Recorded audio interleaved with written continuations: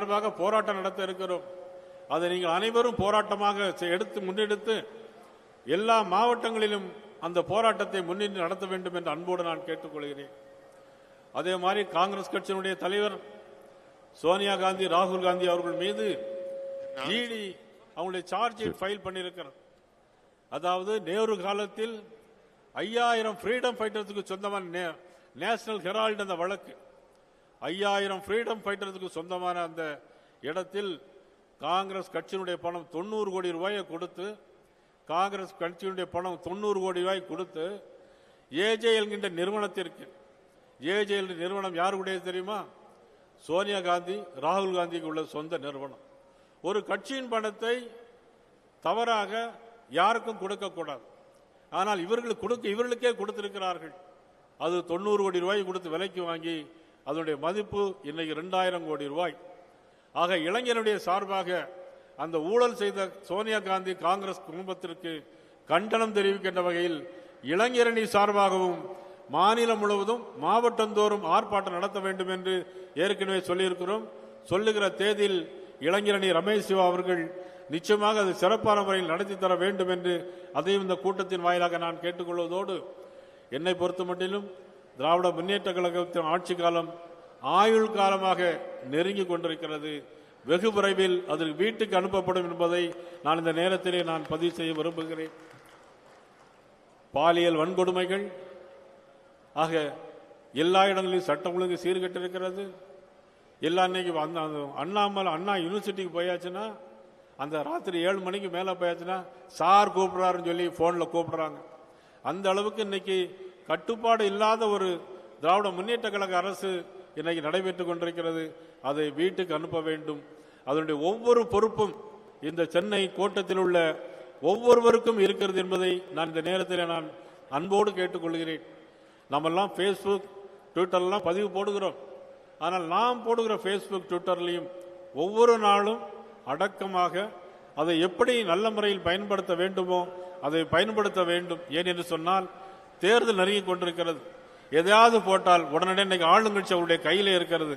அவர் உடனடியாக நம்மளை கைது செய்து நம்மளை திசை திருப்ப பார்ப்பார்கள். கராத்தே தியாகராஜன் சொன்னது போல கொடி கூட நம்மளை கெட்ட விட மாட்டார்கள். ஒரு அராஜக ஆட்சி இப்ப நடைபெற்றுக் கொண்டிருக்கிறது.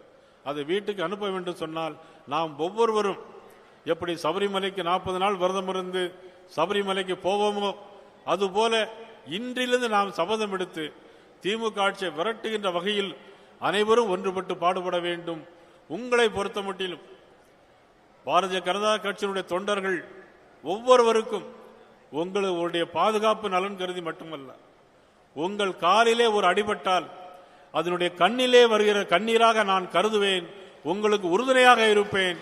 எந்த சூழ்நிலையிலும் நான் எத்தனையோ போராட்டங்களையும் ஆர்ப்பாட்டங்களையும் பார்த்துக்கிறேன். மீண்டும் சொல்லுகிறேன், உங்களுடைய காலிலே ஒரு அடிபட்டால் அது என்னுடைய நயினார் நாகேந்திரனுடைய கண்ணிலே வருகிற கண்ணீருக்கு சமம். அந்த அளவு நான் பாதுகாப்பாக இருப்பேன். எந்த சூழ்நிலையும் உங்களோடு தோளோடு தோழர் என்று நானும் உழைப்பேன் என்பதை இந்த நேரத்தில் நான் சொல்லிக் கொள்வதோடு, நமது நாராயண திருப்பி அவர்கள் பேசினார்கள், இவர் தென்றலாக இருந்து சூறாவளியாக மாறுவார்கள். நான் தென்றலும் அல்ல, சூறாவளியும் அல்ல, உங்களில் ஒரு என்ற உணர்வோடு நான் செயல்படுவேன், பாடுபடுவேன். அது மட்டுமல்ல, நான் எந்த நேரத்திலும் கூப்பிட்டாலும் அண்ணன் சக்கரவர்த்தி அவர்களாக எல்லோரும் நாங்கள் வந்து பணியாற்றி இருக்கிறோம். எந்த சூழ்நிலையிலும் உங்களுக்கு உதவுவதற்கு நாங்கள் தயாராக இருப்போம். கூட்டணியை பற்றி யாரும் கவலைப்பட வேண்டிய அவசியம் இல்லை. கூட்டணி அண்ணா திராவிட முன்னேற்ற கழகத்துடன் நமது கூட்டணி இருக்கிறது. அதை அமைத்து கொடுத்தவர் நமது 2வது சர்தார் வல்லபாய் பட்டேல், நமது மாண்புமிகு உள்துறை அமைச்சர் அமித்ஷாஜி அவர்கள். யார் என்ன கருத்து சொன்னால் நமக்கு பரவாயில்லை. எத்தனை சீட்டு நீங்கள் கவலைப்பட வேண்டிய அவசியம் இல்லை, நானும் கவலைப்பட வேண்டிய அவசியம் இல்லை. பேசி முடிவு எடுக்க வேண்டியவர்கள் நமக்கு ஒரு தலைமை இருக்கிறது. அந்த தலைமைக்கு கட்டுப்பட்டு நாம் அவர்கள் என்ன சொல்றார்களோ கேட்க வேண்டும். இன்றைக்கு கூட நான் பத்திரிகை பேட்டியில் ரங்கராஜ் பாண்டே அவர்கள் கேட்டார்கள், நீங்கள் தானே தலைவர், நீங்கள் தானே முடிவெடுக்க வேண்டும் என்று சொன்னார்கள். நான் அவர்களுக்கு சொன்னேன், நான் பாரதிய ஜனதா கட்சியினுடைய தலைவர், ஆனால் எங்களுக்கு மேல இன்னொரு தலைமை இருக்கிறது, அதையும் நாம் சேர்ந்து கட்டுப்பட்டாக வேண்டும். ஆக அவர்களுடைய முடிவு தான் எங்களுடைய இறுதியான முடிவு, உறுதியான முடிவு. அண்ணா திமுக கூட்டணி, அதை பற்றி யாரும் நீங்கள் கவலைப்பட வேண்டாம். நாம் அனைவரும் ஒன்றுபட்டு உழைக்கின்ற நேரத்தில் பாரதிய ஜனதா கட்சியினுடைய சட்டமன்ற உறுப்பினர்கள் இன்றைக்கு 4 பேர் இருக்கிறோம். இன்றைக்கு 4 பேர் இருக்கிறோம். கூட்டணியுடைய முடிவாக பார்த்து நிச்சயமாக பல எம்எல்ஏக்கள் சட்டமன்றத்தில் நுழைவார்கள். சட்டமன்றத்தில் பாரதிய ஜனதா கட்சி தொண்டர் சட்டமன்றத்தில் நுழையும் போது அங்கு திமுக சட்டமன்ற உறுப்பினர்கள் ஒருவர் கூட இருக்க மாட்டார்கள்.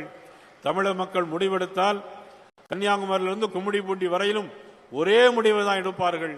அது தேசிய ஜனநாயக கூட்டணியினுடைய வெற்றியாக இருக்கும், திராவிட முன்னேற்ற கழகத்தினுடைய வீழ்ச்சியாக இருக்கும் என்பது இந்த நேரத்தில் நான் தெரிவித்துக் கொண்டு, இந்த 2 நாளில் இவ்வளவு சிறப்பான கூட்டத்தை ஏற்பாடு செய்த நமது கருணாஜன் அவர்களுக்கும் இந்த 7 மாவட்ட தலைவர்களுக்கும் தோளோடு தோள் என்று உழைத்த அனைவருக்கும் நன்றி தெரிவிப்பதோடு, இன்னும் ஒரு செய்தி, இந்த இடம் ஒரு ராசியான இடம்.